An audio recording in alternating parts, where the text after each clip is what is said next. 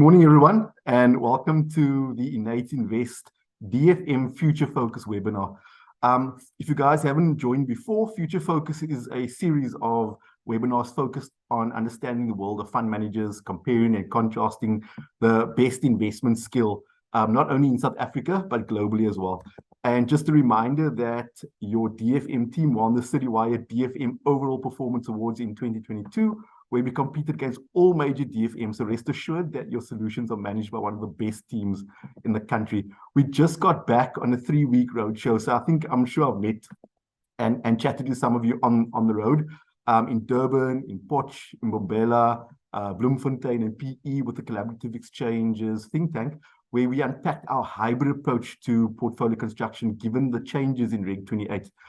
We'll reveal all the exciting new changes to our solutions at the inaugural INN8 Invest in-person summit on the 13th of September in the forum at Bryanston. I'm sure you all got your invites. The event is completely oversubscribed. I think we hit like a number around 550, 600 people all looking to come from all across the country, which is amazing. We received amazing interest from advisors. If you are an advisor, and so the entries, it is closed, but just pop me an email and we can see what we can do. But it is completely oversubscribed. So thanks for that. We have some phenomenal panels on the day, with my personal favorite being Hendrik de Tooy, CEO of 91, Anton Pillay, CEO of Coronation, and Derek Nsibi, CEO of Standard, discussing the future of asset management in South Africa. We also have the likes of Neville Chester of Coronation, Dwayne Cable of 91, Murray Winkler of Laurium, Cy Jacobs of 361, Ian Power of Truffle. We've got Sands Capital and JP Morgan global managers. So promises to be an exciting lineup. Given the elections are just around the corner, we also have the amazing Justice Malala to unpack and discuss what we can expect next year, from sort of coalition combinations to future policy. So can't wait for this. I and other DFM providers were asked by Kevin Hinton on the DFM panel at the think tank what our value proposition is. And I can confidently state that we have a very strong one and a strong offering to financial advisors. We pride ourselves on our investment pedigree. So that's 25 years of managing money, winning awards, with a 20-person investment team. Joao Frasco, our CIO, will be on we'll chat a little bit later. Our head of manager research and deputy CIO, Jenny Henry, is the president of CFA South Africa. So great pedigree. And then institutional power, the ability to actually negotiate institutional fee classes in our solutions. And that's sort of, we make sure that clients benefit from that. And then lastly, what we call partnerships, and the way we build portfolios is in partnership with financial advisors. So it's not a cookie cutter approach. It's what the financial advisor and their practice needs, which is unique to the practice. So those of you with co-branded and customized solutions, as you know, we've just been through your personalized investment oversight committees with your dedicated portfolio manager. We've got an action-packed session today, kicking off with Carl Chetty, who will give us an overview of performance of the DFM solution. So as a reminder, in our last discussion in May, we chatted about AI and its impact on investment management with M&G and Schroders, the best possible timing, because the topic is since blown up globally. You can't attend an investment conference without discussing AI today. Very exciting topic today. So we'll delve into the complexities of living annuities, and more specifically, how to create robust and sustainable solutions for regular income payments to retirees. We'll be unpacking the topic with our guests, and arguably the most recognized voices in the industry today around living annuities, Jaco van Tonder of 91 and Pieter Hugo of M&G. I'll then have a sort of brief discussion with them after they chatted to us on unpacking the living annuity conundrum. Then Joao Frasco, our CIO, and Carl Chetty will further explore the topic to share some crucial living annuity insights and share with you what we are and will be doing to help advisors in this very tricky space. From a housekeeping perspective, if you have any questions, please feel free to pop it in the Q&A box. I'll do my best to get those questions to the speakers. We'll be applying for CPD points for the webinar, so please keep an eye out for the notification. The webinar will be recorded and available in the next few days. The slides will also be sent to you. So to get this session going, and without further ado, I'd like to welcome Carl Chetty. So while Carl is getting his slides up and running, just a brief overview of Carl. He's a portfolio manager at INN8 Invest. Carl has extensive experience in managing DFM assets in the industry, working both as an analyst and portfolio manager at Hollard Investments and Momentum Investment DFM teams. Prior to this, he worked as a fund research analyst at Citadel Asset Management in Cape Town. He then joined INN8 Invest on the 1st of September 2021 as a portfolio manager, driven by his passion for working closely with financial advisors to enhance their practices and drive better client investment outcomes through the use of DFM solutions. Carl holds a BS, a business science honors degree from UCT, and is a CFA charter holder. Carl. Thanks very much, Leigh, and a very good morning and a warm welcome to everybody on the call. Just want to confirm that you can see my slides, Leigh. Yes, Carl, we can see it. Okay, perfect, thanks. So I'm nursing a little bit of a cold this morning, so please bear with me if I need to cough or sneeze a little bit, but I'll try not to. So I'm going to kick off with a brief overview of the performance of markets for the 4 months to the end of July. And this is a quarterly sort of feedback session, but we're almost in September already, so we wanted to cover a bit more data.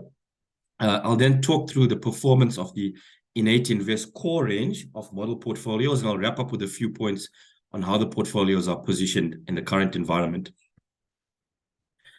So kicking off with markets, I think most of the major asset classes, which is what I'm showing you here, delivered very decent returns for the 4 months till the end of July.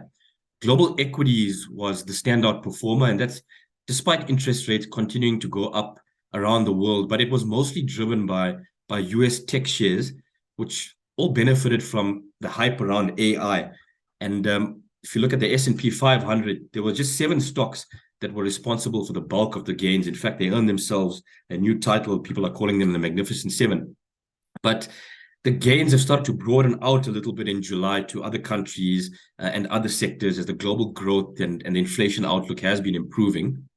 Global bonds, however, have been weak as investors continue to push out their forecasts for interest rate cuts. So like a few months ago, markets were pricing in cuts for the sort of first quarter of next year, but that's being now pushed out to around May next year, and that hasn't been positive for global bonds. Our local bond market took a big knock in May due to the Lady R scandal, and also we hit stage 8 load shedding at some point. But the bond market since staged a bit of a recovery, you know, on the back of our inflation outlook sort of improving. On the local equity side, the cap Swix delivered a very decent return of about 5%, but it underperformed global equities. The resource sector has been a big detractor, and that's due to concerns over the slowing pace of China's growth. And then looking at the right-hand side of this chart, I'm showing you the 5 ASISA categories in which our DFM portfolios play in. And you can see that the returns have been, you know, fairly strong across the board. The green bars here represent the average return achieved in each category. And you can see that you've been rewarded for taking additional risk.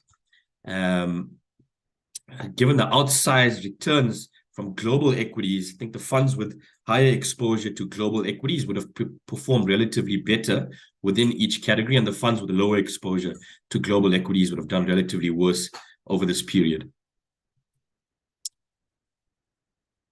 Moving then onto the performance of the 5 INN8 Invest core models.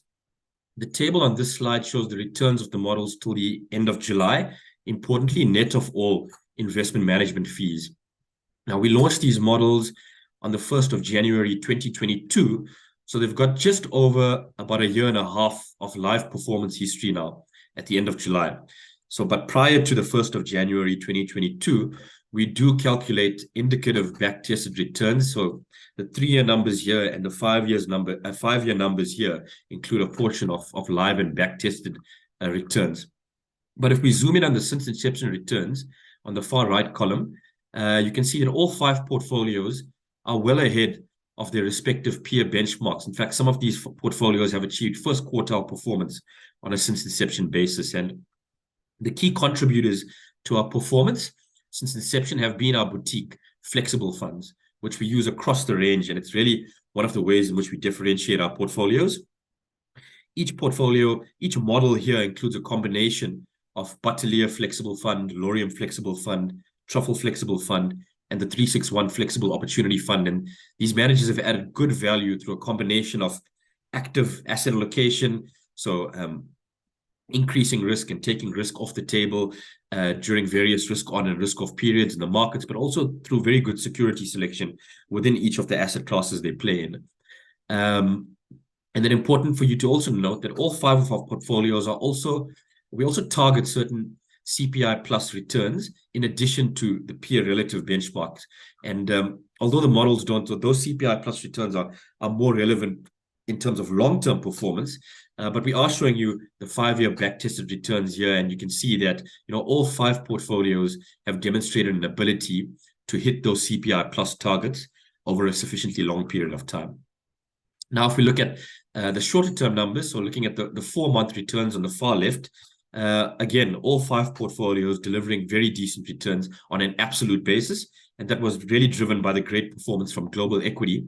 And even on a relative basis, the first 4 portfolios, so flexible income all the way to high growth, those 4 outperformed their respective peer benchmarks. It was just the flexible growth portfolio, the last one, that underperformed by about 80 basis points, due mostly to manager selection effects, not really asset allocation effects. So in the next slide, I'm going to unpack some of those key contributors and detractors from a manager perspective for the 4-month period.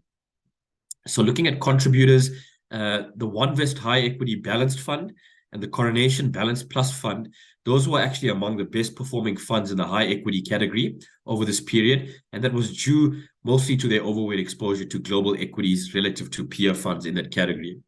In fact, the total offshore exposure in the Coronation Fund is now exceeding the 45% limit, but the regulator does allow them some time to bring it back in line. Then the OneVest MSCI World Passive Fund outperformed the average active global equity fund by more than 2%. And that's due to the fact that, the passive indices are holding quite a high exposure to US stocks in that index. And also due to the fact that the MSCI World, that's just developed markets only. So there's no emerging market exposure in there, and developed markets have outperformed emerging markets over this period. So you can see passive actually doing quite well over this period, both the multi-asset and the building block. Then in terms of detractors, the SASFN Flexible Income Fund, that underperformed the multi-asset income category in the quarter. We used this in our income solution, and that underperformance was largely on the back of this fund's large overweight duration position. And it is one of the more aggressive funds in the category. And so when bonds are coming under pressure, especially sort of longer duration bonds, this fund will tend to underperform in those environments. But the longer term track record is still looking very good. Then the Truffle Flexible Fund, which we use across the range, that fund underperformed peers, and that's mostly due to its underweight position in global equity and its overweight position in global bonds. So the fund's a bit more conservatively positioned, and the performance was also negatively impacted by their overweight exposure to AB InBev. And that stock took a bit of a dive last quarter. One of its biggest brands is Budweiser. Budweiser released a very controversial ad in the US that consumers didn't like. And they actually Budweiser lost market share over that ad. So the share price took a bit of a knock. So that was one of the reasons for Truffle's underperformance. They also hold a bit of a short position on the S&P 500. They are a bit wary of valuations there, and that was a detractor. But longer term, Truffles, especially if you look at the 5-year number, the returns have been excellent, giving you a similar return to equities, but with much less risk. And then lastly, the 91 Global Strategic Managed Fund, that was a large detractor in our flexible growth portfolio. That was due to the fund's very defensive positioning. The manager expects quite choppy markets over the next 6 to 12 months, so they are heavily overweight in global bonds and heavily underweight in global equity. So the underperformance here is in the last quarter that's now dragged down some of the longer term numbers too. But we are quite confident that this manager has the ability to bounce back.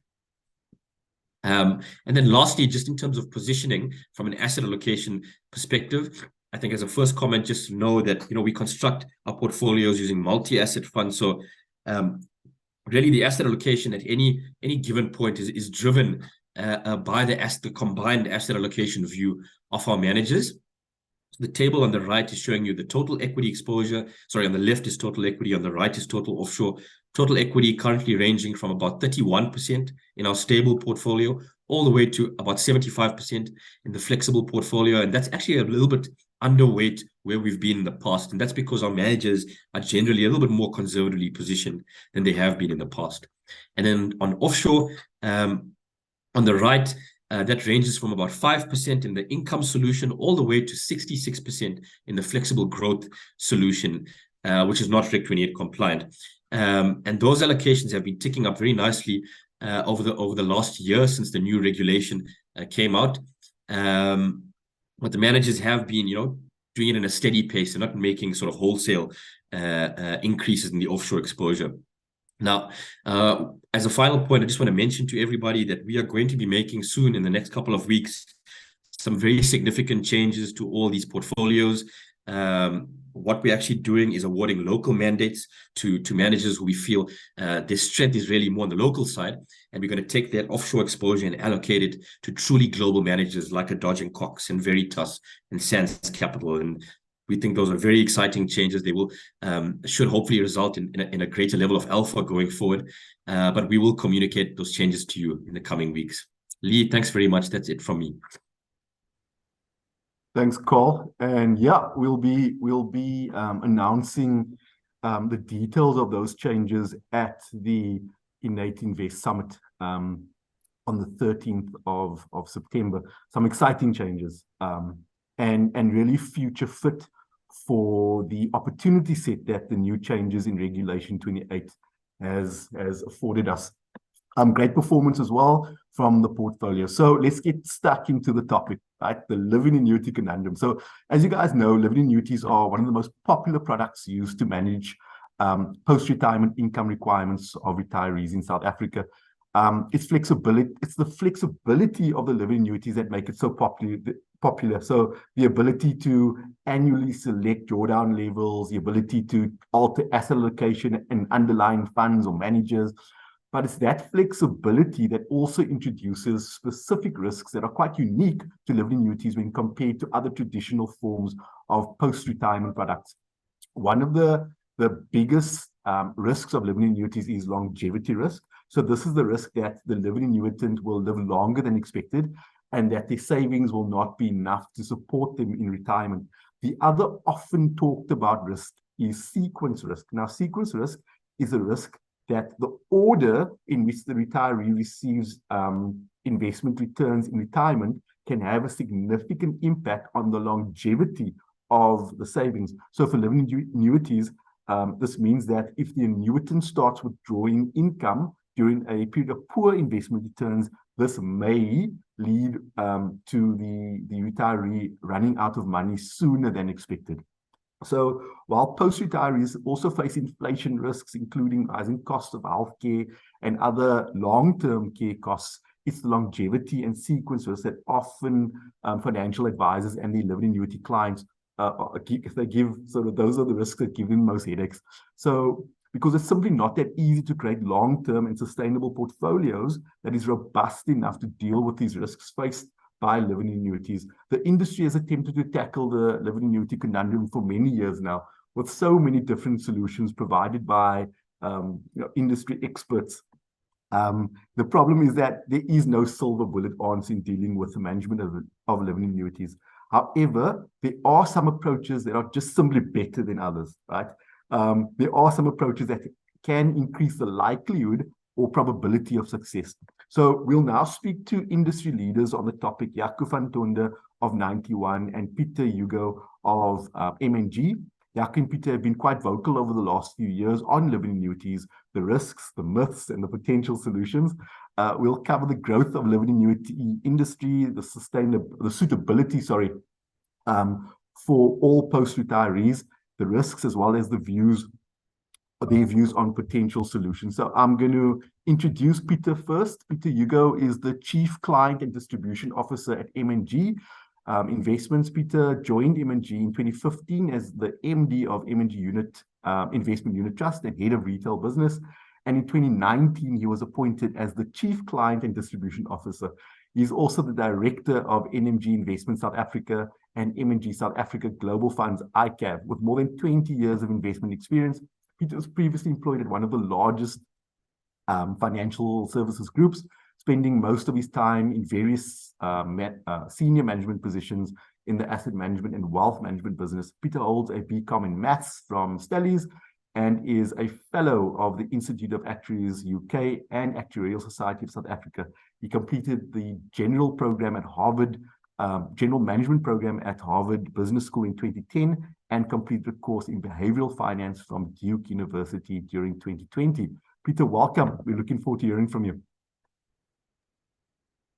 Thanks so much, Leigh, and thanks for having me. Just want to check you can hear me and we can all see the slides. Yeah, we can hear you and see the slides. Right, so I'll jump straight into it. I think if we go to the next slide, living annuities is we're trying to solve a post-retirement investment and longevity problem. Just to sketch the problem we're trying to solve and the duration of the problem, I've got in a slide the probability of a joint life. So normally we do financial planning for a single person, but effectively, typically it's a husband and wife sort of combination. And if one of them passes away soon, we still need to provide for the longest living one. So on the slide is the probability of surviving from retirement at age 60, that at least one of them is alive. And we see, I highlighted the point of 30 years, there's 74% probability that at least one of them is alive after 30 years and a 24% probability that at least one is alive after 40 years. So the point I'm trying to make here, we're trying to solve a very long-term investment problem, and whatever investment strategy we employ, I think should be appropriate for that long-term planning. If we go on to the next slide, another thing that we often see and what I looked at is, what do people do at the point of retirement? And you guys know it. Typically, someone walks into your office at the point of retirement and say, Mr. Advisor, you need to help me save this pot of money. This is the only pot of money that I have. Please help me invest this pot of money conservatively. And because I can't afford to lose it. And then what typically happens, we de-risk from pre to post retirement. What is on the screen here is I went to two of the largest lists in South Africa and I said, can you give me your entire retirement annuity book, which is that pink or salmon color, and slice it for me per a CISA category. And we did exactly the same with their living annuity books in the more purple color. And the point I was trying to see here is, how does the books change from pre to post retirement? And the one thing we see that's highlighted here is on the far left hand side is a multi-asset high equity. That's your typical balance fund. So what we see here is, while most people are very comfortable in a balance fund pre-retirement, at that point of retirement, about half switch out of the balance funds and they go to some of the other categories. Most notably is that multi-asset other, which is typically the multi-asset income and low equity. In other words, a lot less risk. There's a little uptick in global equity and global other, and also a reduction in SA equity. We then did an analysis of what would be the impact of this on your expected returns or historical returns. So we took the historical returns for all of those categories for more than 20 years, and we looked at what is the difference in income or investment returns, as you could expect here. And we also did it on a forward-looking basis, going to our investment team and say, what are the expected returns you see from all the various asset classes over the next years? And we build that up into the strategic asset allocation of all these classes and into all the funds. And what we see is that there's effectively, if we click, there's a 80 basis points per annum difference, where it was in fact proven true that people do risk at retirement. Now, if you think a 80 basis point difference in expected or historical returns is small, if you do your living annuity calculator and you do your planning effectively and you reduce just your expected return by about 80 basis points, you probably run out of money. I did some rough calcs 28 months earlier. That's 24 salary or salary income paychecks that you will not receive, which is, in my mind, is actually quite significant, and it's a big difference one can make to a retiree. If we go to the next slide, another analysis that we then did on these two pre and post retirement books is to say, what is the expected return, the total expected return? And on the slide, you see the total expected real returns on these books, and it was also the historical returns. The difference between those two are the 80 basis points that I just spoke about, but it effectively says on the RA book, it is currently positioned across those two lists to deliver a real return of 4.85%. Now, that is after the asset management fees of those funds, but the fees that hasn't been taken into account are all the others. In other words, the platform fee and advice fee, and then some implicit costs, something like the behavioral impact of clients, which is a different a topic for a different day, but that's quite a big impact. And on the living annuity, about 4% real. Now, again, think about the numbers you plug into your simulators when you do financial planning. I would argue that in both of these instances, those are not enough. It's too low returns, especially if you're going to knock off some costs there, and clients are investing too conservatively in this case.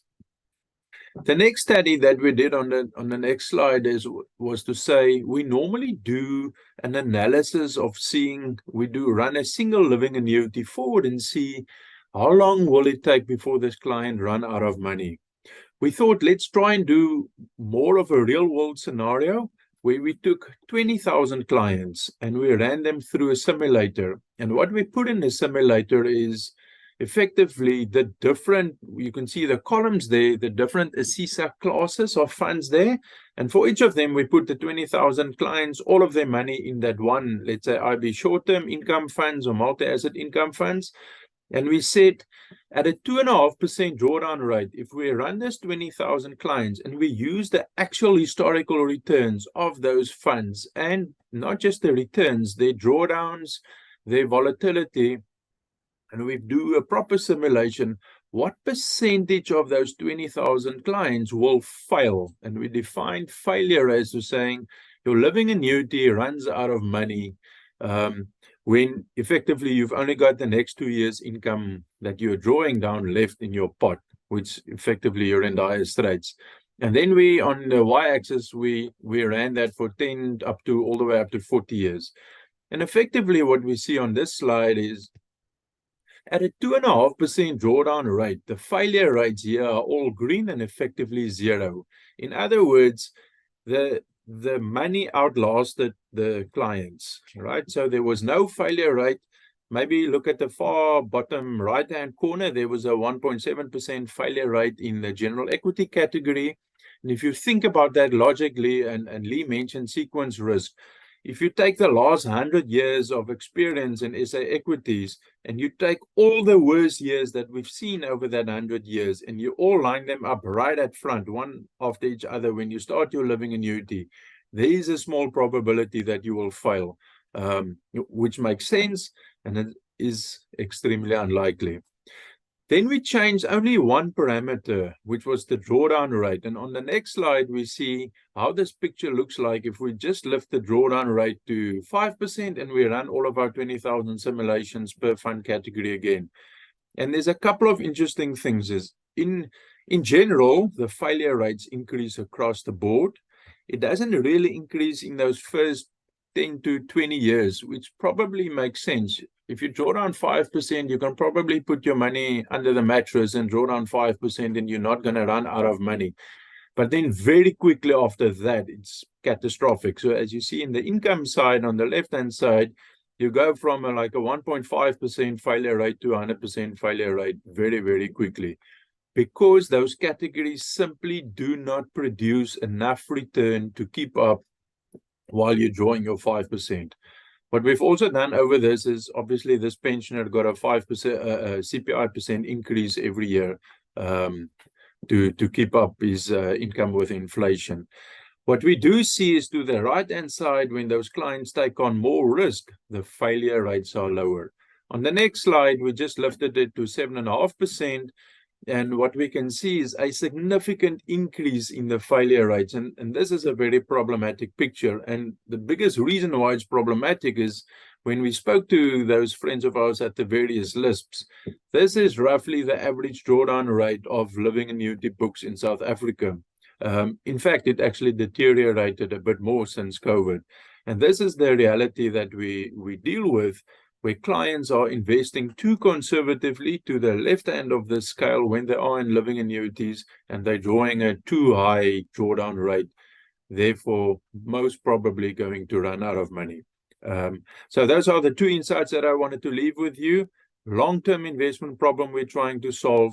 You need to take on proper investment risk to ensure your probability of failure remains low. And we will jump into the questions after Jaco, I guess. Wow, Pieter, look, that was fascinating and scary at the same time, right? And we definitely will dig into some of those insights a little bit later. And guys, if you have any questions, pop it in the box. I'll try to get it to the panel a little bit later. So next, I'd like to welcome Jaco van Tonder. He's the Advisor Services Director at 91. Jaco is head of Advisor Services South Africa at 91. And prior to moving to this role, Jaco was the sales director for the South African advisor team and head of distribution of the 91 investment platform.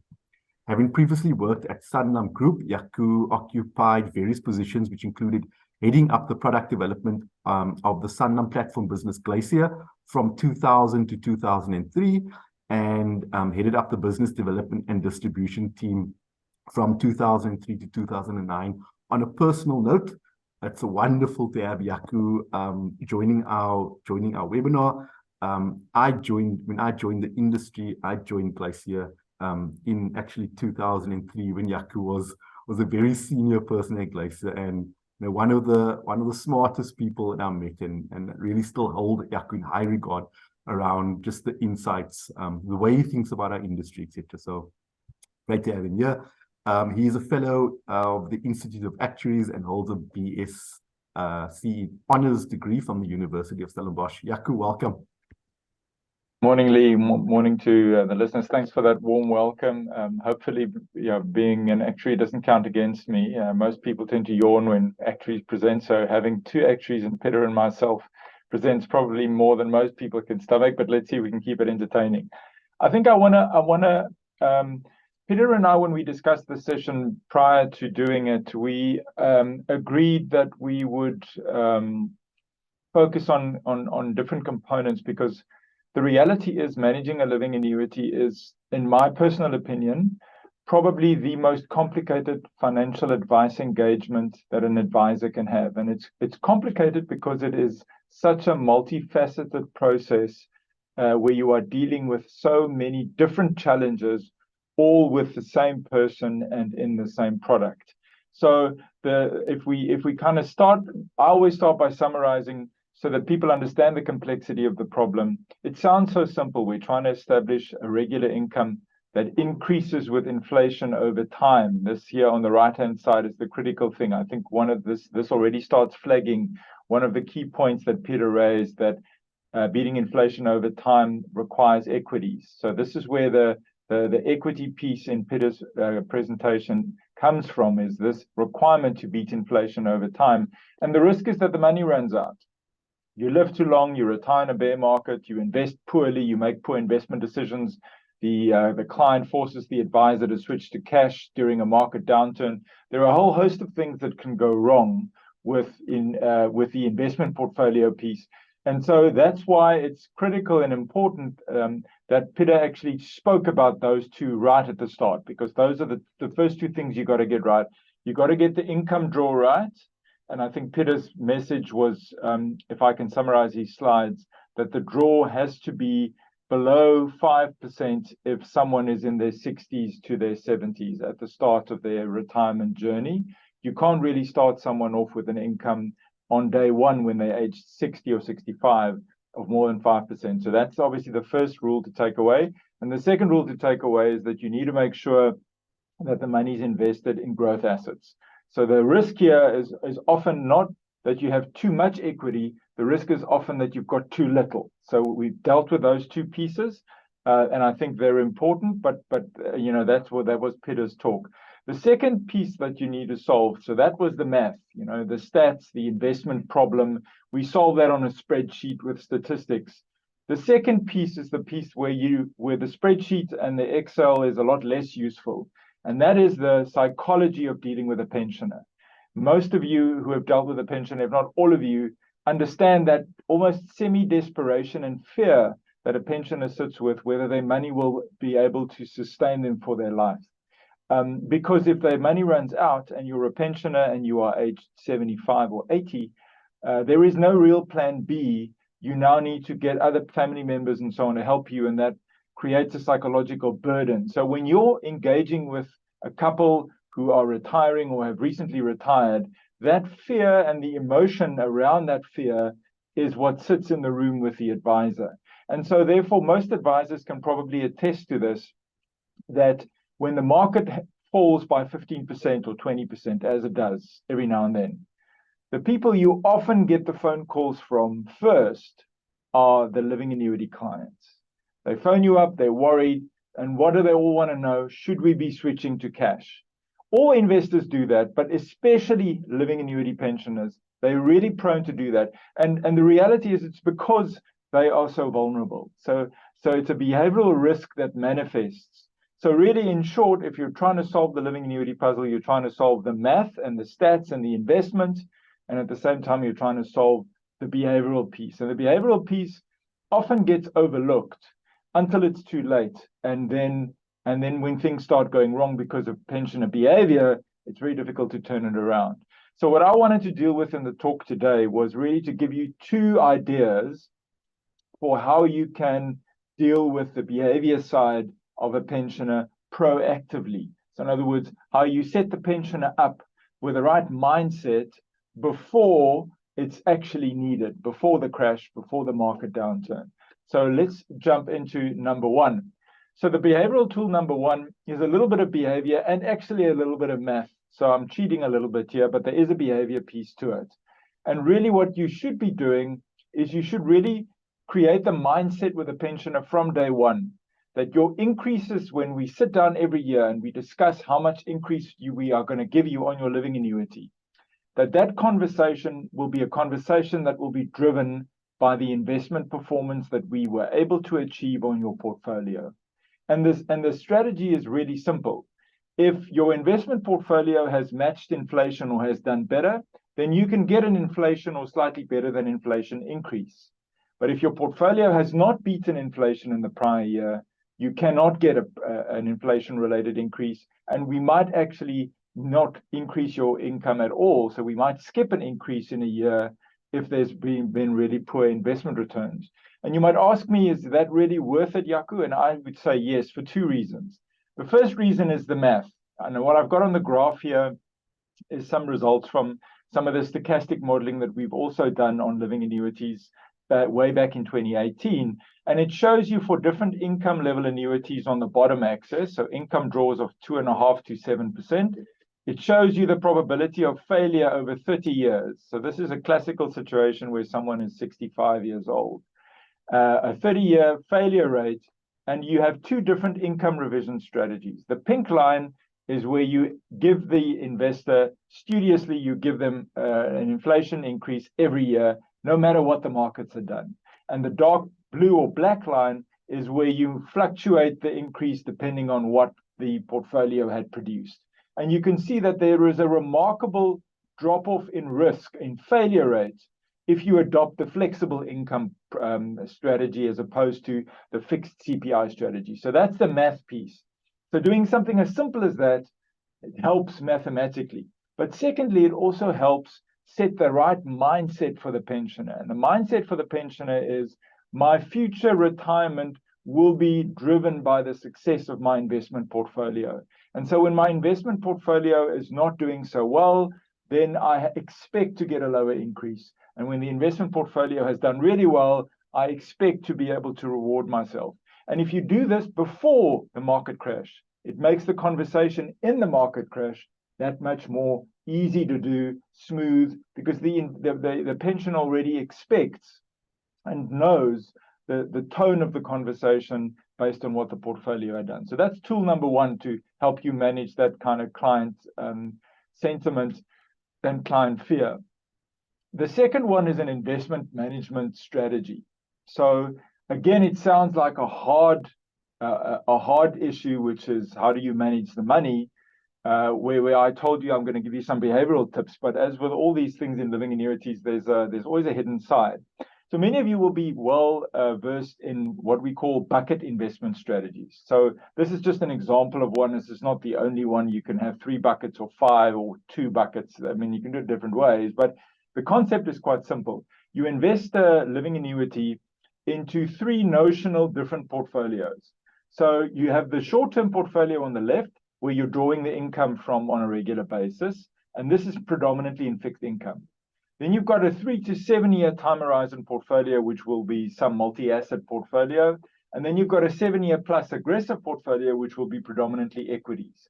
And the idea is that because you're drawing the income on the left-hand side, you top up from the middle bucket every now and then to the left, and you top up from the 7 years bucket all the way to the left.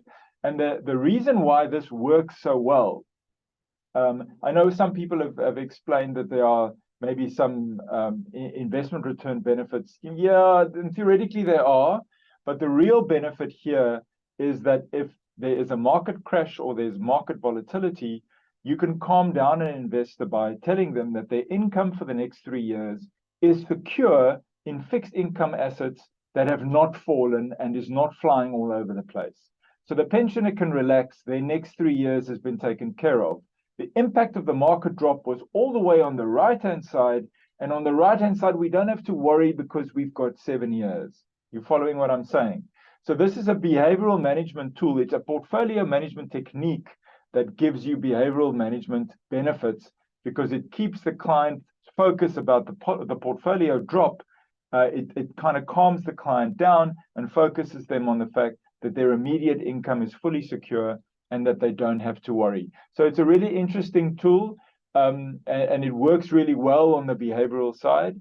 However, as with most of portfolio management tools, there are some risks that come along with it that you need to be aware of. The first kind of obvious risk here is that you don't invest aggressive enough. It's the same risk that Pieter had mentioned in his talk. So one of the risks is that you invest the 7-year portfolio in balanced funds, you invest the 3 to 7 year in multi-asset, medium and low equity, and you stick money market and fixed income in on the left. If you then do the aggregate portfolio asset allocation, you'll find that your exposure to equity is only 45 or maybe 50% if you're lucky. That's too low. Most living annuity portfolios require equity exposures offshore and locally more than 50% and probably more than 60%. So that's your first risk, is make sure that your aggressive bucket is properly aggressive and that you don't tone that down. The second one is that people sometimes forget that offshore is important for living annuities. Too much offshore is a problem. I mean, I'm not going to talk about that today. If you have 90% offshore equity, that's a problem if someone is not going to immigrate and they're living in SA. But having some meaningful offshore equity exposure, 30, 40%, the stats and the modeling has shown is actually critically important. So bucket strategies can sometimes lead you to forget that you need to make sure you've got enough offshore. And then the last one is that the bucket strategy requires regular rebalancing. And obviously that can be stuffed up. So you can forget about it. So it's an operational requirement. You need to have it in your process. You need to have it in your scheduling for your client meetings that you do the portfolio rebalancing. Or you need to maybe get a DFM. That's a useful way to get around this. A DFM can help you actually deal with all 3 of these problems, make sure the portfolio is adequate, and they can do the rebalancing on your behalf in the model portfolio. So that's one way to deal with a challenge. and there's a way which people often use. But the risk here is that you end up doing tactical asset allocation by delaying your rebalance when the market's fallen, or doing a rebalance earlier when the market's run. And if you get caught on the wrong side of that asset allocation trade, it could blow up in your face. So I guess it's a risk that you need to be mindful of, and it's an investment risk that needs to be managed in an investment process. Leigh, that's me for now. I think we can discuss the rest of the points in the Q&A. Yeah. No, fantastic. So I made a few notes here. So Pieter, the 2 points that is important: draw less than 5%, 5 or less percent between 60 and 70 years old. And then second point, money or your capital should be invested in sufficient growth assets. Jaco, the points that I got from you is that definitely the way you sort of handle it, there's a science side of it and there's the behavioral side of it. And then the point around flexible increases in income as opposed to fixed CPI increases, that there's a lot in that. I mean, I actually like that point. And then secondly, that the bucket approach can help, particularly around the behavioral aspect of things. So we've got those points. Now let's chat. I have seen a few questions in the box, so we'll get to that. So guys, LISP assets have grown tremendously since the launch of the first platform, late 80s, early 90s. Assets under advice estimated to be around 1.62 trillion rand, according to CISA. And this doesn't even include all LISPs, just those that submit their data. Living annuities have become a big part of this growth. So Jaco, I'm going to ask you the first question. Can you maybe just briefly unpack the growth and evolution of LISP platforms, with especially sort of around living annuities and how that's grown over the last few years? Yeah, sure. I mean, we'll take a couple of minutes for that. I mean, those advisors who are in their 50s like me will remember the days when savings in South Africa was dominated by the insurance industry. I mean, I'm talking about the 80s, especially in the early 90s. Most people actually bought insurance products for their savings needs. And surprisingly, most retirement funds were not defined contribution funds, they were defined benefit funds. So you got like a fraction of a year for every year that you've worked, and you know, there was some formula, and it was like a guaranteed annuity. So the world was almost kind of insurance balance sheet guaranteed annuity driven. And this was a big switch over that happened in the I would say the mid-90s to the late 90s. The big switch really happened. The products were there earlier, but the takeoff really happened when the life insurance companies launched their platforms, Sanlam Mutual, Momentum, Liberty, or back then, I think it was the Liberty brand. And when those were launched, it really took off significantly. And we saw the growth of the CIS industry, or the unit trust industry, to a large extent being fueled on the back of this growth in the platform industry, or the LISP platform industry, as the savings vehicle of choice.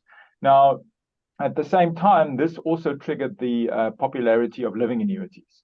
So if we look at some of the flow statistics, you've shown some of the asset numbers, and I mean, they are substantial. But I think the number that really, for me, stands out as being almost unbelievable is the fact that if we look at the data from large retirement fund administrators like Forbes, they claim that almost 80+% of their retirees opt for living annuities at retirement, as opposed to opting for some type of guarantee annuity.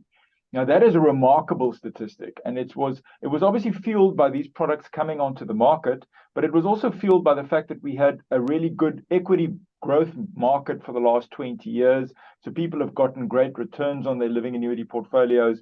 We had the winds in our back, and so the product really grew, it became incredibly popular. And the assets in the product had also grown a lot. And I think that most advisors will probably attest to the fact that by far the bulk of pensioners who they talk to and whose retirements they process end up having a living annuity as part or all of their retirement pension fund solution. I mean, that number is fascinating. I mean, 80+% opt for living annuities. Now, Pieter, just on that point, right? So are living annuities the right post-retirement vehicle for all clients, right? So what are the main deciding factors for an advisor selecting between a living annuity versus a traditional sort of guaranteed life annuity? And I mean, a lot of insights over the last few years is advisors also looking at combinations. Maybe some input on that. Yeah, Leigh, thanks. The short answer is no, and I think I want to get back to what Jaco mentioned right at the start.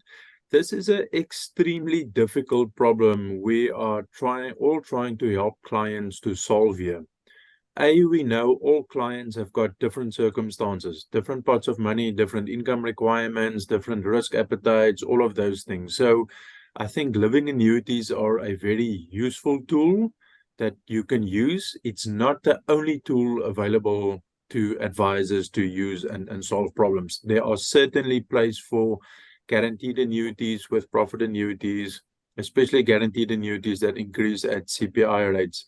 The other important thing just to note is that you cannot do a comparison once and build a plan for all your clients retiring. And the reason is that these things aren't static. On the living annuity and the life annuity, I would say the price isn't static. On the living annuity, what I mean with that is when you retire, the valuation of the underlying assets will, to a large extent, dictate what you will earn over the next number of years. And on the living annuity, put very, very simply, they are typically priced off the long bond rate. Now, that is roughly 2.5% to 3% real over very long periods of time. But we know that can be very different to that. So, for example, the long bond rates in South Africa is over 6% real. If you look at just the government 10-year and 20-year bonds, more than 6% above inflation. So at the point where we sit now, guaranteed annuities are very attractive and probably warrants making up a bigger portion of someone's pot. And we certainly see the long-term numbers that Jaco has quoted, sort of 80% going to living annuities. Certainly over the last year or so, we have seen a pickup of allocation towards guaranteed annuities because of that very, very attractive pricing as we stand today. Fantastic. So, I mean, as an advisor, I mean, it's not an easy decision. And I think it's actually quite a crucial decision to decide, whether or not it's a living annuity or a guaranteed life annuity. Jaco, I know that you've got some views on this one as well. Yeah, so Leigh, I think increasingly people are realizing that the right answer is some combination of both.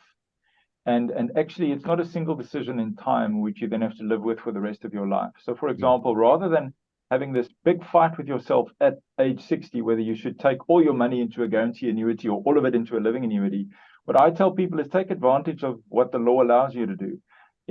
Take out 3 or 4 living annuity contracts with a provider with your retirement fund, because the Income Tax Act allows that now. And now you've got 4 opportunities to make small purchases of guaranteed annuities over your retirement lifetime. You don't have to do it all now at age 65 when everything is still unclear. So what works a lot better is go for a large allocation to living annuity at the start. And as it becomes more clear what the cash flow needs post-retirement is going to be for a family, or maybe when one of the spouses passes away or becomes seriously ill, you make the decision to part annuitize in a guaranteed annuity a component of the client's pension fund assets. So it becomes more of a plan over time than a massive big decision that you've got to take on day one. But there are definite situations where the guaranteed life annuity solves some of the cash flow problems of a pensioner couple more effectively than does a living annuity. And in those cases, you want to have the ability to combine both. Well, that's a proper nugget right there, guys. I mean, I think that's a fascinating insight from Jaco.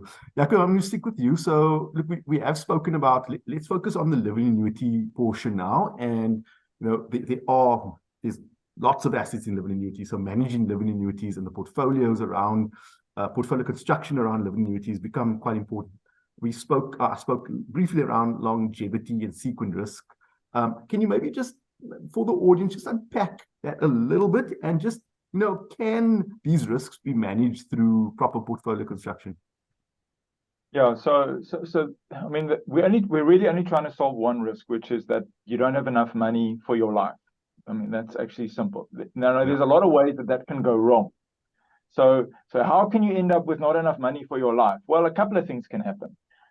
You mentioned sequencing risk, which my layman's explanation of that is when you retire in a bear market or right before, in the middle of a market crash. That is what sequence risk is in effect. So it can happen. I mean, there's nothing you can do about that. You don't know what's going to happen in the markets when you decide to retire. You plan that 20 years in advance, and then when it happens, there's a market crash. So people need to think about that as a risk that could happen to you, and how do you manage that? The second risk is the risk that we spoke about before, which is you don't invest aggressively enough, so you get poor investment returns. You only do CPI plus 2 or 3 on your portfolio, but you need CPI plus 5 to be able to draw a decent income, and so therefore your portfolio just doesn't keep pace. And the third risk is the risk that you just end up being one of those people whose parents all lived until 800, and so you actually live until 800, and then your pension pot's insufficient. So I think the different ways that you deal with the risk. I mean, the investment portfolio piece is a key piece to dealing with some of the investment related risks. We already spoke about making sure that you don't de-risk too quickly. We spoke about how buckets can help you with that and how it can keep the client invested in equity. Sequencing risk is a challenging one because, I mean, what do you do when the markets are down? And how do you actually arrange for that? But the reality is there are some tools that you can do. The two most popular ones are probably, if you're around about that time, is to not make aggressive investments into equities, but phasing it a little bit in case there's a market drop, especially if there's a bit of a choppiness in the market. And the second piece is really when you're dealing with bucket strategies. Bucket strategies help protect you. So the worst that happens is you go into the portfolio at 70% equities, and 6 months into it, the portfolio drops. If that was a bucketed living annuity, you've got a better chance of the pensioner not selling their equities. That's what you don't want. You don't want to be selling their equities after the thing has dropped 6 months into its initiation. So buckets can help you with that by keeping you living off the assets that didn't fall and kind of preserving units so that your chance for recovery or participating in the market recovery, which often happens after a crash, you don't actually inhibit that. So those are some of the portfolio management styles that can help. And obviously the other one is picking portfolios that just have a low volatility signature. People often think that volatility is what it is. You pick your real return target and then your job's done. Volatility is irrelevant. Volatility is not irrelevant. You can, by combining managers smartly, deliver the same return profile with lower volatility. So that stuff helps you during sequence of return risk as well. So I think whereas if you're advising someone who's investing a lump sum and is going to be invested for 10 years or 20 years, real return is what's important. Volatility is a lot less important. It doesn't change the financial outcome. If I get a return of 10% per annum, whether the vol is 10 or the vol is 5, I end with 10% per annum if I'm doing a lump sum. If I'm drawing an income, it's not that simple. In an income, if I have the high vol product, I might end up with less than the low vol product. So optimizing volatility as part of the portfolio management process is again useful in helping you manage sequencing risk. Absolutely. I mean, I think the key message is volatility counts, and that from a portfolio construction perspective, those who build portfolios should be viewing the client's accumulation or retirement savings journey as a very different journey to the sort of decumulation or income drawdown journey, and portfolio construction should be adjusted to fit that.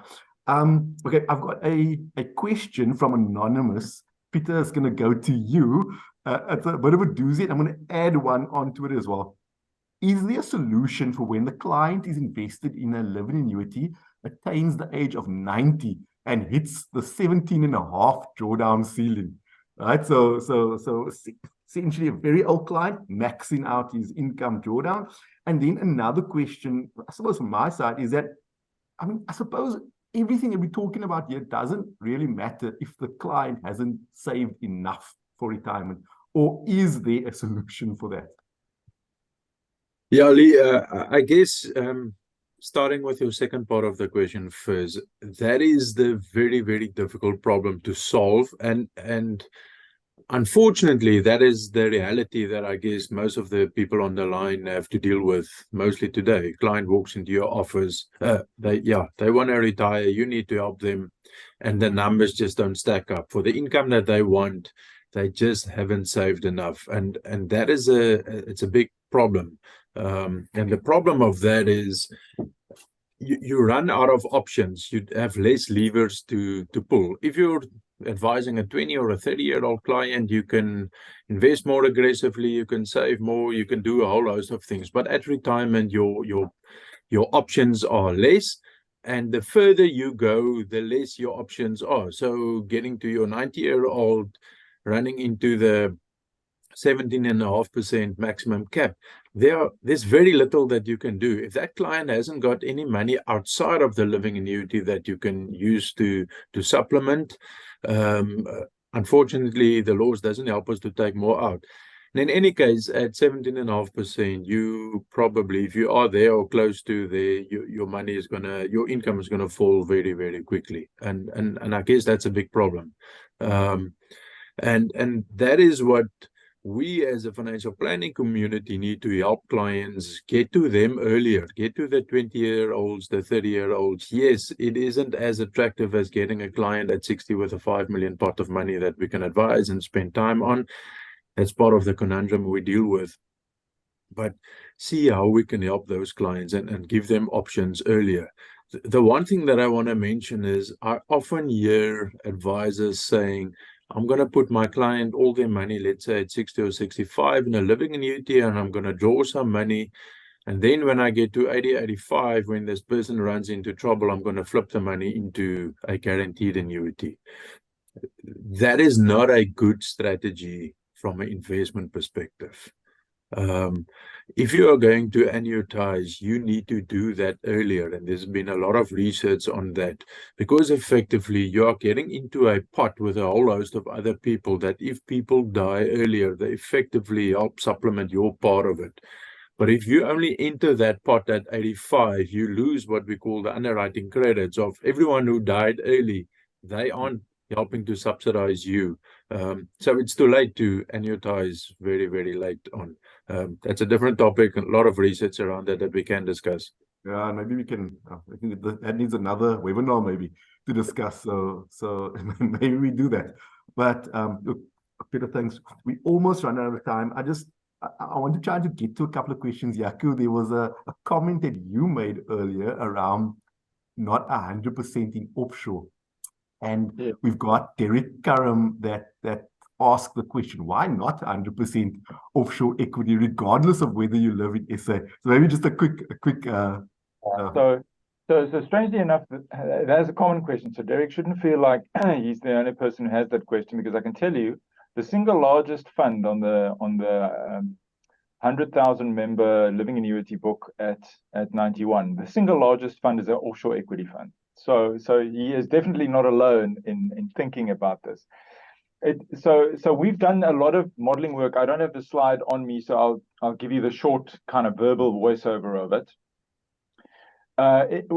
When doing a portfolio for a living annuity person or a pensioner, the critical thing is, where's the person living? So if they're overseas and emigrated, then what I'm going to say now doesn't apply. So when you are overseas and you're living in Europe, then clearly currency matching is important, and then everything needs to be as closely associated as possible with wherever the currency is where you are living. However, that's not the case for most people. Most living annuities are for people who have a South African Rand pension expense. They live in SA, so they don't have to match the dollar from an expense perspective. They're targeting South African CPI.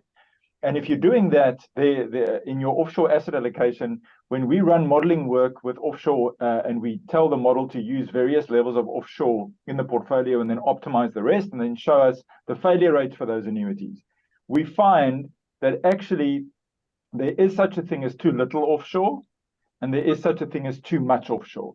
Both of those are real risks. So the curve, funnily enough, the failure curve looks like a U. It looks like a smile. So if you're on the periphery, on the edges, your risk of failure goes up. And if you're in the middle, it comes down. And the reason for that really comes down to a very simple thing, and that is the correlation between South African bonds and offshore investments. They are one of the few asset class combinations that are normally inversely correlated, especially South African bonds and offshore equity. They make a magic combo. If you add them together, you raise the return profile and you reduce the risk profile. It almost seems unreal, but it does happen. So what you're seeing on a living annuity is it wants a little bit of offshore so that it can give you the volatility benefit, but it doesn't want too much because the currency volatility kills off. We said, well, too much volatility is bad. So, and that's why you get the smile graph.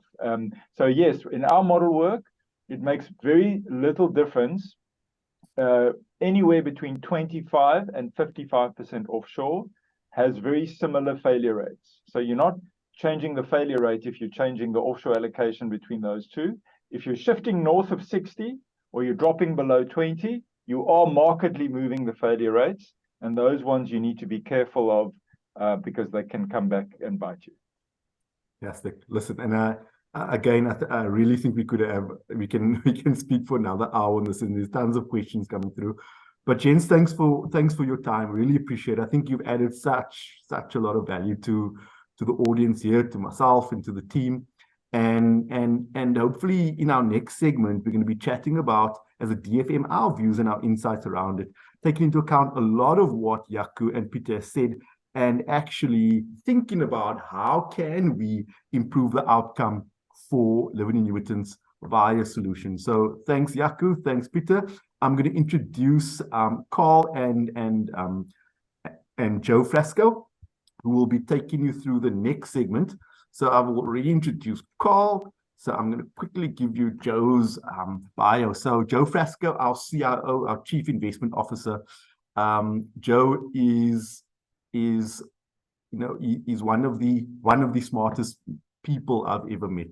Joe has a BSc, an MBA, a CFA, a CIPM, a FASSA, a FIA, and a KAYA qualifications to his name.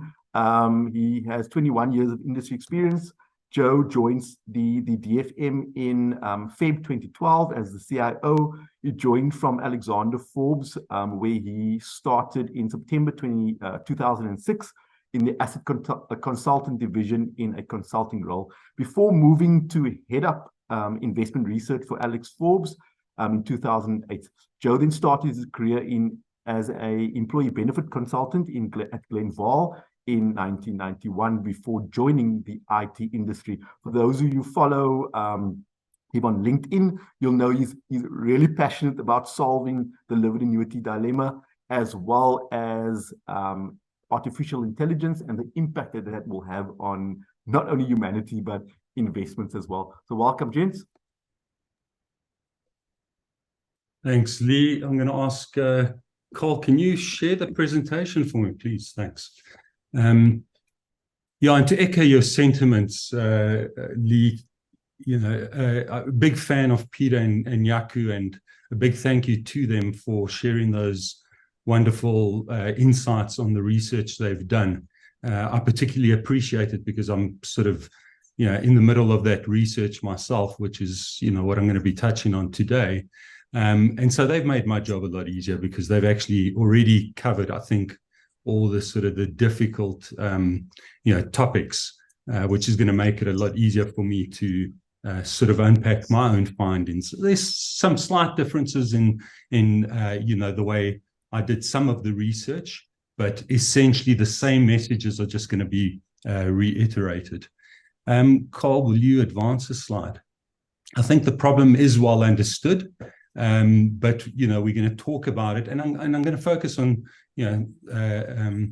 two different pieces of research. The one is very much aligned with this sort of the living annuity, these probabilities of success, which is the way I sort of think about it, which is really just one minus the probability of failure or ruin, which both Pieter and Jaco have been highlighting. So they sort of the same or opposite sides of the same equation. And then I'm going to unpack the sequence risk problem just to address the strategies around that. And I'll show you some other research that we've done around that, focusing specifically on, one of the strategies that Jaco raised, which is the bucket approach. And I'll actually dig a little bit deeper into that to compare two alternatives just to the rebalancing of that. And I think I saw one of the questions around, that rebalancing, how can you do that? Because I think Jaco made this point very clear that is one of the complexities of having the bucket approach, right? You're sitting with potentially 3 buckets, and you've got to be moving money between these buckets on some sort of regular and consistent basis. So that introduces a lot of complexity. So at the end, Carl might just summarize to talk about how we're thinking about creating solutions for you as advisors for your clients to address that complexity. So let's jump into the living annuity problem. And what Carl has done kindly for me here is taken my research and just summarized, pulled out sort of 5 of the main principles, which I think are just going to echo what Pieter and Jaco have already told us. So we understand what the problem is, what the challenge is, why we haven't focused on life annuities. It's such an important topic, and I think, Leigh, you're absolutely right. Maybe the next webinar is sort of the research around how do you balance between those two things. And Pieter's right. I mean, this gets presented at the actual sort of society on an annual basis. So much research coming out on how you make those decisions. So, maybe that's a topic for a future date. But I wasn't focused on that. I was just focused on, living annuities are such a big part of the solution that people use. It's not that they're better. I think the point's been made. There's place for both.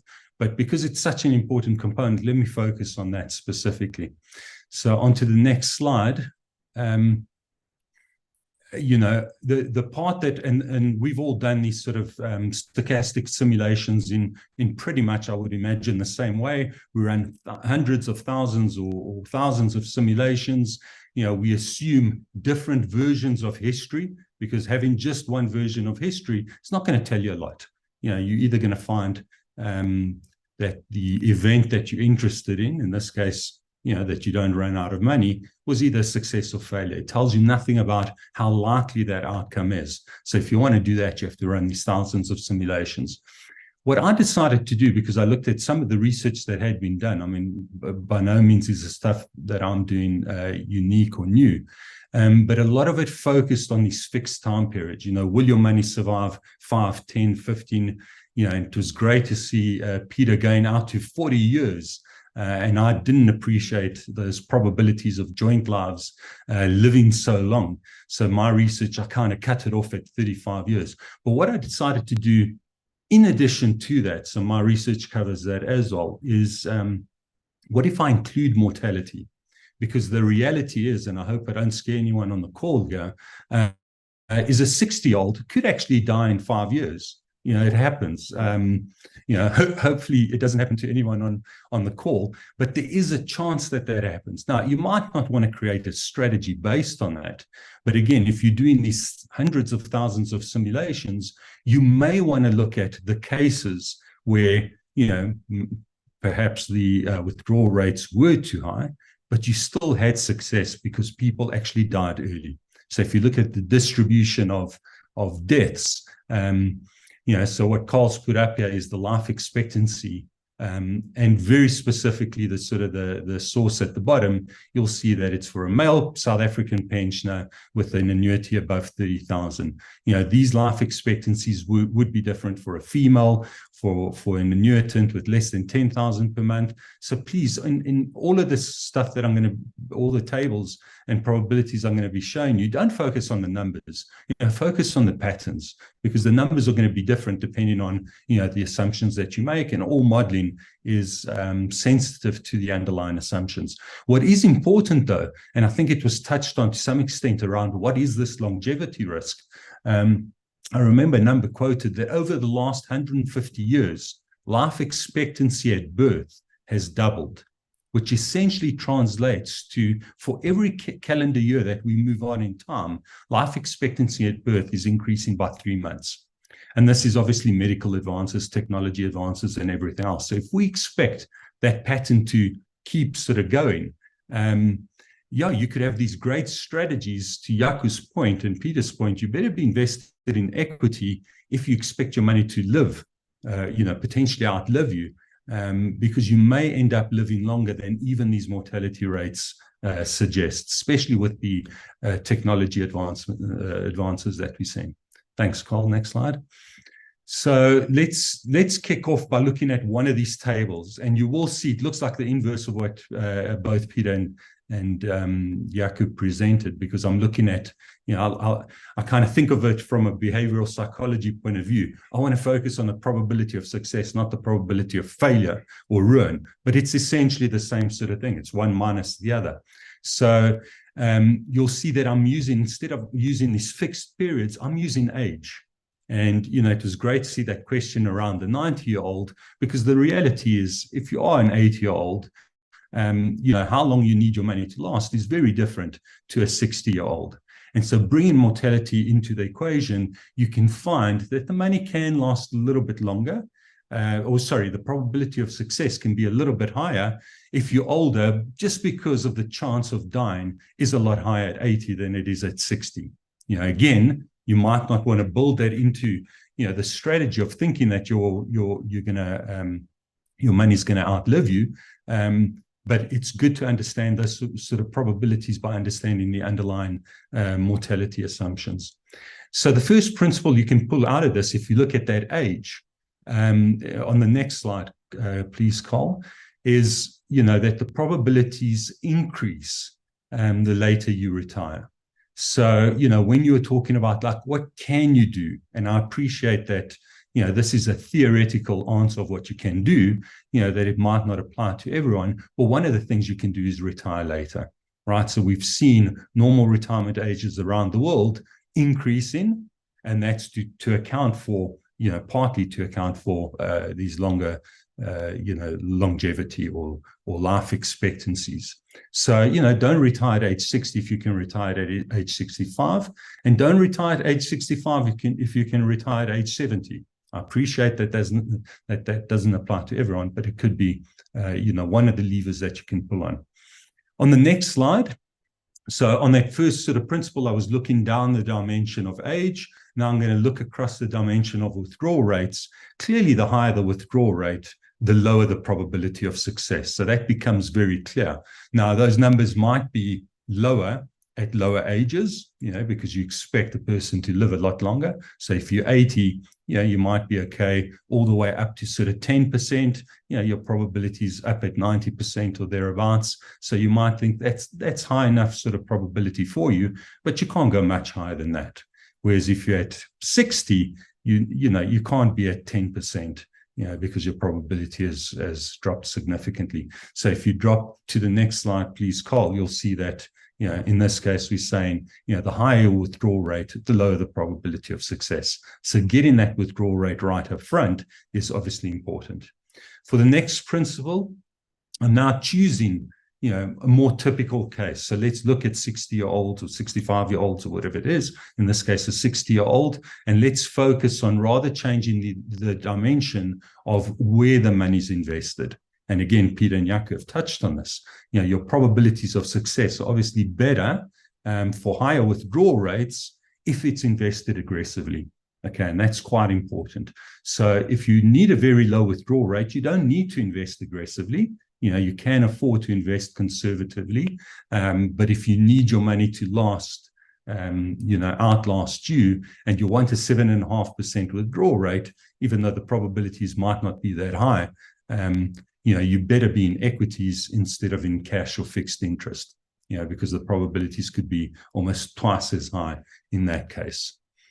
So that third principle is for a typical sort of age, take at age 60, which is a typical normal retirement age, the withdrawal rates of more than 10% are unsustainable, and even lower rates. I mean, you can go down to 7.5% and say that, the probability of success is just too low, for someone to bet their sort of retirement on.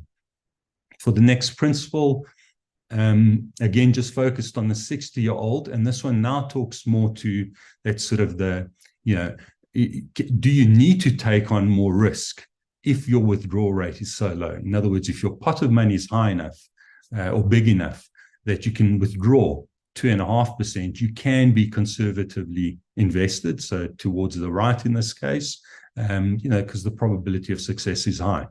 You don't need to be taking on that additional risk.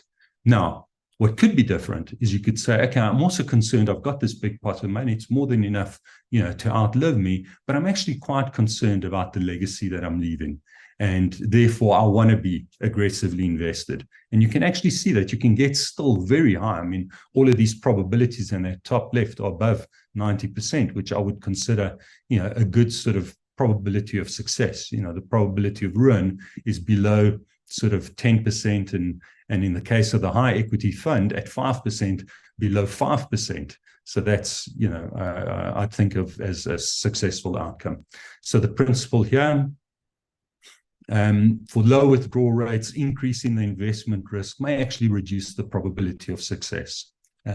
But if you put on the other hat, thinking about the legacy, it might be something that you still want to do. And for the final principle, please, Carl, it's really focusing now on, where your withdrawal rates have to be higher. So maybe you don't have a choice. You need to go and consume at 7.5% or higher still. You need to be invested in risky assets. There's no ways that, investing in money market or IB short-term fund is going to give you a probability of success above 50%, which even at 50% would be too low. So you probably want to push more and more assets into that, into those growth buckets. Thanks, Carl. So I won't bother summarizing that in the interest of time. So those are just 5 principles. I think they're consistent with everything you've heard from Pieter and Jaco. And I think this issue of sequence risk has been, well covered. So I won't spend time on that. I think Jaco put it really well. It's just bad timing, right? The amount of risk you're taking within a portfolio is clearly important, but the timing is just unfortunate. And to the extent that you could do anything to sort of change that timing, not what happened in the market, but for example, delay your retirement, allow the market to recover, for example, and therefore your retirement savings to recover. All of those things could be quite important. What I do want to focus on in the next slide is the things that you can do to mitigate it. And some of these things have been spoken about, like investing less risky assets, if that's an option. The second one, a flexible withdrawal strategy. I think Jaco spoke to that being quite important.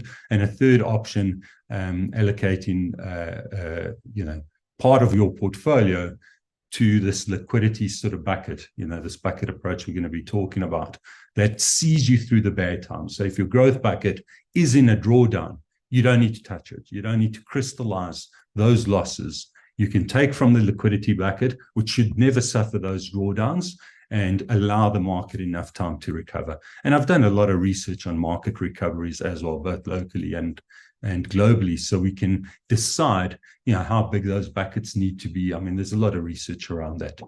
How you shouldn't mitigate sequence risk, in my opinion, is try and do market timing. Now, that doesn't mean that we don't think that managers have some level of skill in trying to, add value through this process. I mean, the 2 managers you've had on the call today, 2 great houses that actually add a lot of value through the process of time in the market, but it's at the marginal level, right? They're not swinging for the fences here in terms of, I think equities are going to drop, and therefore I'm going to go put 0% in equities in a high equity fund. That's not what these people are doing. So don't focus on the market timing to solve your sequence risk problem.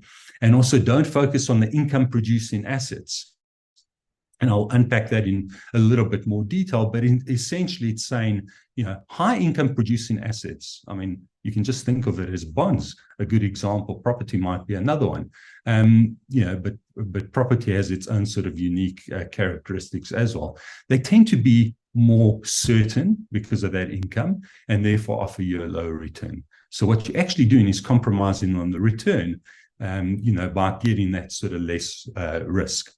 So I wanted to sort of assess just quickly the 2 sort of different approaches for the way the assets are invested, this income producing asset approach versus maximizing total returns. Don't focus on the income portion, focus on getting the best investment from one of these quality houses, that focuses on producing the best returns for a given level of risk. Okay, it's still something that you need to decide on with your clients. So if I just compare this, I do a deterministic sort of comparison between these two approaches. I'm going to show you a fund A. If you don't mind, Carl, just going to that slide. I've picked one of our funds, so I'm not picking on any specific manager here, and I'm just comparing it to one of the funds in the market that focuses on this approach. And you can see over the past 20 years, this is actual history, how the two funds have performed. So clearly that turquoise line comes with a lot more stability, a lot less risk.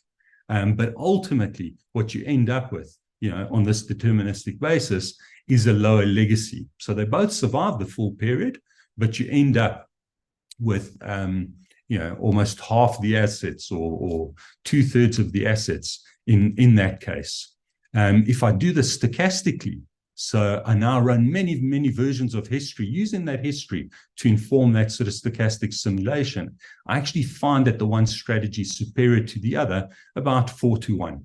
So the 74% versus the 18.6. They still both have, good sort of proportions of success, but the one actually dominates the other on a 4-1 basis. So that, the evidence is out there about which approach you should favor. Let me finish off with the bucket approach quickly. You can skip over these slides. It's really just, different ways, including mortality, that you can look at it. On the bucket approach side, Jaco's covered this well. I did the research more simplistically, just using a 2-bucket approach. He did say that there's many ways to do this. I used the 2-bucket approach. Let's move on to the next slide just to see the summary of that. And essentially, I compared the strategies, both using the 2-bucket approach, so strategy 1 and strategy 2, but how you go through that rebalancing. On the one side, it's very mechanistic. Strategy 1 is you just rebalance every year. Where strategy 2, we do it intelligently. Okay, so what do I mean by that? Is we look at, are you experiencing market drawdowns when you said your liquidity bucket would be there to see the client through those periods, and therefore you don't top up your liquidity bucket. What you do is you wait for the market to recover before you start topping up your liquidity bucket. And that's crucial, right? Because the problem with sequence risk isn't just sequence risk by itself. It's the crystallization of those losses, of those market drawdowns. And all you're doing here is actually stopping that. And that can actually improve, in this case, again, thousands of these stochastic simulations, improves the probability of success, from 76.4%, just doing it mechanistically, to 81.4%. You might think that's not a massive number. 5% improvement is significant. And I won't focus on strategy 3, which is just don't have this bucket approach at all. It even beats that. You could say that those numbers are really marginal, but it even beats that, which is interesting because in this case, you've got 12% in very low yielding assets. Very secure, very low return assets. And it still beats a strategy that has 100% in growth assets. I'm going to leave it there or hand back to you, Carl, if you want to either summarize or just highlight a couple of points from your side. Thank you very much. Yeah, thanks, Joe. Thanks for those brilliant insights, some really powerful insights there. We're almost out of time. So all I'm going to say is, look, to wrap this up, is that sequence risk, it's definitely a risk that one should consider, especially for people who are potentially going to retire, in the midst of a bear market or large market drawdown. And, we feel the best way to do that is to rather keep your investment portfolio optimal. Okay, don't compromise on an optimal investment strategy. Rather, if you want to guard against sequence risk, use a bucket approach. But even in that case, the buckets should be topped up in a very intelligent way and not just in a mechanical way every year. And so as a last point, we are actually, based on the research that we've done, we are going to be launching a range of DFM portfolios that are specifically designed for living annuities. So we'll have like a 3% drawdown portfolio, a 5% drawdown, a 7% drawdown portfolio. We'll make sure those portfolios are well diversified across a number of sort of highly rated managers, locally and offshore, and we'll manage those portfolios to optimize, maximize the return for the level of risk that we're targeting. And we'll also have an income bucket component, a growth bucket component. We will manage those top-ups in an intelligent way. So all the advisor really needs to do is to select the most appropriate portfolio for the client's needs.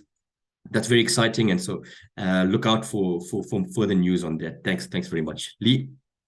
Yeah, look, that's exciting stuff, right? So that's our proper DFM solves for the actual problems that advisors and clients face. So everyone on the call, thanks so much for joining. It's been I think it's been a fascinating session. We've had so many of you on the webinar. This is in fact, I think, the most people we've had in a webinar since our relaunch of our brand. And so many questions. We will be launching these living annuity solutions before the end of the year, so look out for that. But in the meantime, please, contact us. Let us know if you're looking for a DFM partner and haven't found one yet. It's a big decision to find a DFM partner, and you've got to consider many things. Chat to us about our capabilities and what we do. We are focused on an advisor's practice and the problems of the advisor's practice, as opposed to cookie cutter solutions that works for sort of masses. And if you haven't signed up for the conference that we have on the 13th of September, it's going to be a big one. We're going to be chatting about a lot of good stuff. A lot of good people are going to be there. I think it's going to add value across the board. I'll see you there on the 13th of September. And if not, I'll see you in November for our next webinar. So thanks, everyone. Thanks, Joe. Leigh? Thanks, Carl. Thanks, team. Joe, Leigh, just a quick one. Seeing Yeah. as you in our session, also to ask the guys, follow INN8 Invest, social media, Twitter, LinkedIn. A lot of this research, we'll be posting there. So, if you can't make it to sort of webinars, on a daily basis, as this research is coming out, it's a quick and easy access. They're short sort of snippets, to read. So please go and check us out there. Thanks. Awesome. Thanks, Joe. Thanks, guys. Keep well, keep safe. Bye-bye.